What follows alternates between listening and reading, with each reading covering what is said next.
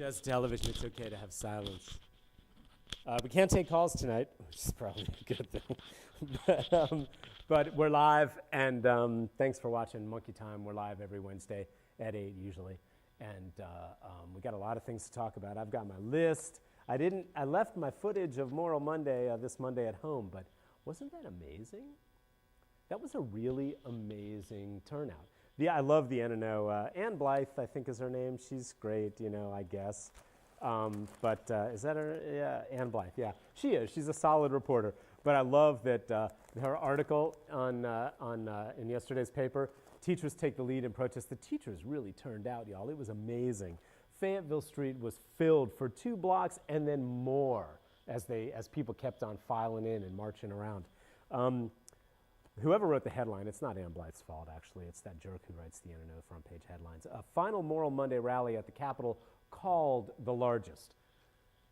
I mean, any reporter, why don't report it? It was clearly the largest. I don't care how long. I mean, I was going to them. I didn't go to the first one. I think I went to the second or the third, and when it was still in the mall in between on the front side of the legislative building. But clearly, any reporter worth their salt, his or her salt, knows that was by far the largest. I mean, I was stunned when I walked up there. Clearly at least double in size any of the previous ones. But the NNO has made a conscious decision to have their reporters not even try to estimate the crowds. There are mathematical methods you can use. You choose little blocks as you look from above. You can get an intern to do this. You can train, journalist professors talk about this stuff. You should not take, on what else does the reporter, are they encouraged to just take other people's word for it? You check it out, right? What's the line about your mother? You check it out? Someone says, I don't know. So what do you know? You're supposed to check it out. Reporters should be able, you look at the density per square, that density, and then you estimate, and you come up, there are mathematical, relatively scientific ways to estimate, it's an estimate, crowd size. And the NNO reporters, the NNO editors have made a conscious decision, we don't do that. Why? It's information. All right, I'm done with that one. It's important to look at what's happening. The people who are organizing these things, and man, organizing that rally on Fayetteville Street with the speeches and the music and Reverend Barber whipping the crowd into a frenzy of not anger, not hatred. Reverend Barber was in peak form on Monday. If you have not seen any of the footage of Reverend Barber during his final speech, I didn't get out of there till 8 o'clock, right? Just before 8 o'clock. Started at 5.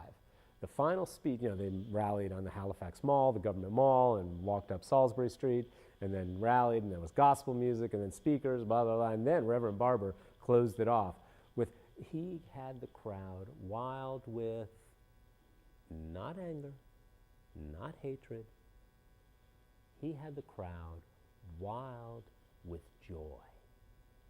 With joy. It was beautiful. We all know he's a good orator, or orator. How do you say that, Ed? Is it orator with the accent on the first syllable, or orator, which is how I learned it when I was a kid, which is probably wrong, on the second syllable, with the accent on the second syllable. But I'll say the first, okay? Orator. Orator sounds better, I think. Somebody please email me. Tell me or send me a tweet. What's this? How do you say orator? Anyway, he's an excellent orator, and we all know that. But this time, it was just, he lifted the crowd, and we shared this moment of joy. Now, the question is, can this be sustained and turned into something that can overcome this vicious programmed attack on voting rights that the Republicans are doing? Now, I don't want to talk to just Democrats, Republicans. There was an op-ed in the NNO today, I believe. New voting safeguards don't go far enough by Mark Landry. Yet another conservative looks like Mark Landry. No, who is this? Some kind of syndicated contributing columnist. So he's not from around here. He's probably some kind of another conservative columnist. The NNO thinks they don't have enough, I guess. But he goes on and on about voter ID. It's not about voter ID in North Carolina anymore. most people, including most Democrats, are fine with voter ID. I hate to say it because it's garbage, but most Democratic voters are fine with voter ID. You poll after poll after poll, most Americans, both parties, are say, yeah, make them show an ID. But that's a red herring, a MacGuffin, a red MacGuffin. It's not relevant. What's really relevant, what we're really seeing, are very specific elements of the law that just got passed in North Carolina that go way beyond, that aren't even related to voter ID. Did you know you can't keep polls open in North Carolina anymore according to this law? Even if, past the time that they're supposed to close, even if there's still people wanting to vote? That's what I read. It's in the law. The whole thing about not allowing, only allowing a couple of forms of ID, right? Not allowing all the other forms of ID that other states do. Really, a student ID at a public university isn't enough to vote? Taking away the tax credit for parents with their kids vote where they go to school? Where's the fraud there, right? Again, this is right next to the idiotic conservative argument that ignores all of the most viciously anti-American parts of the voter ID bill that just passed. It's not the voter ID part that we're focusing on, that I am focusing on. It's all the other parts. This article in the center of the NNO, How North Carolina Became Red Again, talks about how this kind of, it looked blue for a while. I mean, we voted, the state went for Obama. And you find out little tidbits of information that in early voting, most of the people, the black women make up the largest share of our people who early vote. So they got rid of early voting. That cuts the black women vote down. There was no fraud there. That wasn't fraud. That was opening up the access to people who found it easier to vote with early voting and multiple early voting sites. So you increase the number of people voting in a democracy. This is good, but not according to Tom Tillis and Pat McCroy and all the rest of them. That's bad when you get more people voting. That's bad. It's cliched stuff at this point, but really, focusing just on the voter ID part, even though there's been no fraud, and let's not even talk about that.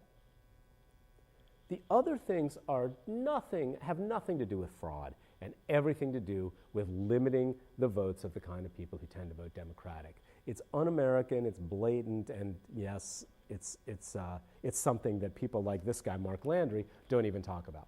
They don't even talk about the other stuff. They talk about the stuff that most Americans, sadly in my view, but I've never had a problem being a minority, sadly most Americans agree with, voter IDs. Most Americans already agree with that. Why are you spending a whole column on that? Why not spend a whole column on the fact that they've just made felons, after they've served their time and their probation, wait 5 years to vote, and in order to vote, have to justify their right to vote to an politically appointed panel of 3 local Board of Elections people. Can you imagine that? You got convicted of a felony, you did your time, you've done your probation, and then you have to wait 5 years. Where's the fraud there that they're fighting? There is none. There is no fraud there. They just know that if they make that law, they're going to catch more minority people, more poor people who tend to vote Democratic and stop them from voting. How is that American? Republicans, I'm talking to you. What does the adding, was there a problem with felons voting before? What does adding 5 years and then making you stand in front of a panel of political appointees, which as long as they're Republicans, every county board of elections is going to have 2 Republicans and 1 Democrat. There are 3 people on the local boards of election, right? You're going to have to stand in front. You're a convicted felon. You've done your time. You've done your probation. You have to wait 5 years and then stand in front of 2 Republicans and a Democrat and beg them for your right to vote back? That has nothing to do with voter ID. What is that, Republicans? That's nothing but a blatant attempt to stop people from voting. You know, you see the signs about Jim Crow coming back and everything, but really, when you look at that part of the law, you can't deny that. It's a blatant attempt to shove minority people and poor people who are more likely to be convicted of felonies, shove them away from the voting booth after, that's key, after they've done their time and served their probation. You're going to add 5 years to that. I'm repeating myself, but really Republicans. I'm trying to talk to Republicans here too. What's the fraud that's being stopped there? Again, it's not voter ID. Even most Democrats are in favor of basic voter ID. I think that's sad, but that's okay. All right, let's move on. So Snowden, that vote last week where David Price voted against defunding the NSA's Collect It All program, and this is Republicans, I'm talking to you, and I'm talking to the Republicans that Chris Christie doesn't like, right? That libertarian wing of the Republican Party is too powerful. It's taken over. We got, you know, the Republicans that Chris Christie, governor of New Jersey, doesn't like are the ones who say, you know what? I am worried about the power of big government sucking up everybody's collect it all was the head of the NSA's mandate. Collect it all. We'll sort it out later. Collect it all is blatantly unconstitutional. Blatantly unconstitutional. I do not care how many terrorist plots you say collect it all and analyze it later does or stops. I don't care. Terrorism is a smaller threat to most Americans, almost all Americans, seriously. I'm not minimizing the pain and suffering in Boston, in New York, at the Pentagon, in Pennsylvania. I'm not minimizing any of that. However, the bigger threat to most Americans is not terrorism. The bigger threat is a government that says, we're going to collect every bit of information that we can about you. Your emails, your phone information, every phone call you make, who you call, where your car goes, and you know where exactly over the last 5 years your license plate has been spotted. We're going to keep that in the database. Then we're going to start coordinating all this, and we are going to have a complete dossier on every American citizen's phone conversations, emails, and whereabouts. Republicans, you with me now, right? The Republicans that Chris Christie doesn't like? You with me now, right? Okay, because there's common ground here. One of the things that the NSA story has really shown is that what we've got is a grassroots movement on the left and the right that is coming together while the leaders of the Republican and Democratic parties are being left behind by the feeling of the people. And David Price, the Democrat from the safe district in Chapel Hill and parts of Raleigh, right, which is where I live too. I'm in David Price's district. He refused to vote against this, but he signed a little letter saying, well, we need to look at all these things. David Price should not be part of the process by which the Obama administration and the NSA co-opts any criticism and creates a kind of show trial thing where, okay, we're actually, the FISA courts are actually, look at this puppet show here. We're now surface changes, I guess is what I'm saying. David Price should not be part of the process of making sure that the NSA gets to do what it's been doing with just cosmetic changes. David Price, and you can call him. Go to my Twitter feed, scroll down, his phone number's down there from last week. David Price should be part of the process by which Obama and the NSA are being pushed further than they want to be away from this collect-it-all mentality. Sadly, Brad Miller would have done a better job. David Price refused to step down when the Republicans redistricted the two Democrats, strong Democrats, together into the same district. That would have been a great time for David Price to step off, because I'll bet you dollars to donuts. I don't even know what dollars to donuts means. I'll bet you dollars to donuts that Brad Miller would be a better advocate for everybody across the political spectrum, right, left, in between, bipolitical, Brad Miller would have been a better advocate for all of us across the political spectrum when it comes to stopping the NSA's unconstitutional collection of all data about all Americans. There is no justification. Anybody who offers one is a mealy-mouthed apologist for un-American. Can you say that? I'll say it. It's un-American to defend the collect it all, that's their words at the NSA, collect it all, we'll sort it out later mentality at the NSA. That is unconstitutional, it's blatant. And the court decisions are secret, and now Obama's doling out a couple of little, here, this is what the court decision, yeah, we'll give you a couple of, whatever, that should be totally transparent. So Republicans, Edward Snowden caused this. Nobody in America could talk, though there were a few people. Ron Wyden, the senator, who has been dropping hints for months. This is bad. I can't talk about this. It's secret. It's classified, but this is bad. It's worse than you think. The senator, Ron Wyden, and there was a Republican senator as well. And they were dropping these hints. And now, because Edward Snowden had the guts to give up a home in Hawaii, a hot girlfriend, I'm sure she was smart too, a steady gig making a couple of $100,000 a year, because he saw what was happening and saw that most Americans didn't know, and he knew that if most Americans knew what was going on, they would stop it. And that vote last week where the House of Representatives of the United States almost by 12 votes, and David Price, you ass, you were on the wrong side of that vote. I don't care how many letters you sign. You need to prove to us, David Price, that you're on our side on this, and the NSA needs to be smacked back. That collect it all mentality is garbage, David Price, and we need you there because Brad Miller would have been there for us. Edward Snowden released that information. That vote last week proved that he was right, that most Americans were not aware of this and would not want it happening.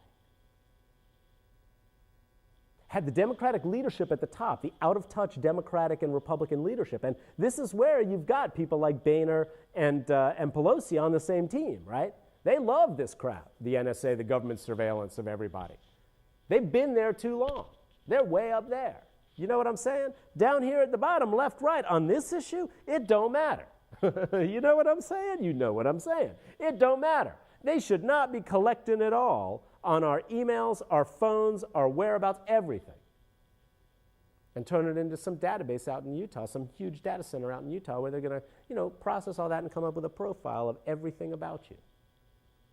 And if you don't object to that, please turn off this show because I have no time for you. I'm just talking to the people that are already there. You should object to that. No, I guess I shouldn't say that. That was mean. But I have less patience for you than I used to. If you don't already see that that's a problem. And if you're just okaying it because it's the black guy in the White House, you're being a fool. Because the other people are going to get in the White House soon, or sooner or later. They have no right to do this. It's blatantly unconstitutional. And any judge or any court that doesn't see it is completely out of their freaking heads. Okay. Go to my Twitter page and look and see at what the last little bit of legislation that got passed through the NC legislature, which Pat McCroy hasn't yet signed, which takes disciplining judges away from a relatively open process where we all can look at different judges and the cases against, the ethical questions that raised by certain judges, and turns it into a secret process. This just happened at the end of the session. Turns it into a secret process that nobody can see unless the state Supreme Court says there should be discipline. Some of the judges who have ethical questions on certain cases coming up are on the state Supreme Court right now. I don't want to get into it. I just read the article earlier today. I've had a frantic day. But I will tell you this. Read that article. It's one of the last couple things that I tweeted tonight before coming down here. We'll talk more about that next week. All right. First Friday is coming up this week. That's always good. Even if it rains. You saw how much it rained. I don't know if it rained where you were, like hard downpour, but it rained for 10 minutes. Even if you're out on your bike. You find an overhang, you find a tree, You sit down, you wait. 10 minutes later, that downpour was over, and, you go riding again. That's how you deal with rain in North Carolina. So First Friday, even if it's going to rain, go on out. Should be a lot of fun. You know First Friday, right? Yeah, First Friday. Galleries open. Let's see. God, the Pope and gay priests, you saw that, right? It's a pretty good quote when you think about it. The quote from the new Pope, it doesn't really change a whole lot. Basically what he's saying is, if you're gay and you don't screw around, you don't have any sex, then that's fine. Just as if you're, a straight priest, you shouldn't have any sex. Who am I to judge that you're gay as long as you're not having any sex? I mean, for you and me, normal non-Catholic people, I'm not saying the Catholics are not normal, although they're not, the mindset isn't normal for me. For non-Catholics, the celibacy of priests is a major problem.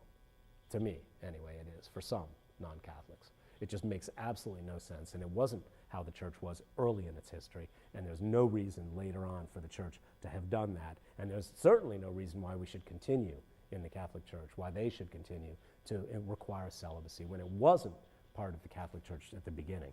It's ridiculous.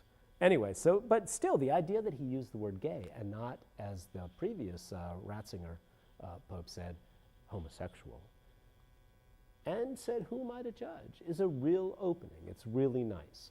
But it doesn't change a whole lot. It doesn't change that that's fundamentally a hierarchical organization that coddled child molesters for decades, if not hundreds of years, right? Moved them around, didn't report them. Just like the Boy Scouts. Coddled child molesters, moved them around, didn't report them to the police. Why does the Catholic Church or the Boy Scouts, why do they have any moral authority in these kinds of conversations anymore? They lost it. Maybe in 100 years of good works on issues of sexuality, we can start listening to the Boy Scouts and the Catholic Church again. But you saw the LA Times article last year, or not article, series last year about the Boy Scouts, and the way they covered up pedophilia and child sexual abuse in their own ranks, and moved scoutmasters around and didn't report them to the cops, just like the Catholic Church did. So at some point, an intelligent person, an open-hearted person says, you have lost the moral authority to talk to the society, the larger society, about issues related to sexuality. Maybe after 50 years or 100 years of us watching you actually walk the walk, instead of just paying off a couple $1 million in settlements, or a couple $100 million in settlements, like the Catholic Church did, right? You actually give us 5 decades of walking the walk on sexuality issues in an intelligent, open-hearted way that cares about kids being molested, right?